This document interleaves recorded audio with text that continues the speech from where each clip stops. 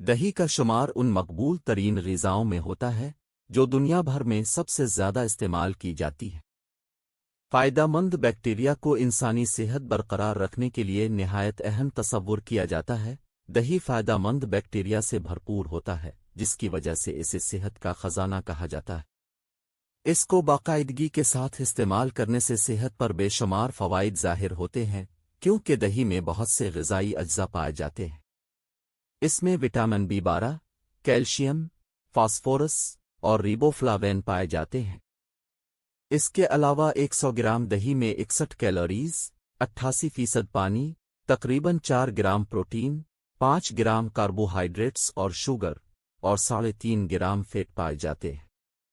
دہی کو نمکین میٹھی لسی کی صورت میں بھی استعمال کیا جاتا ہے، جو کہ صحت کو برقرار اور جسم کو ٹھنڈا رکھنے والا مشروب ہے۔ اس کے علاوہ دہی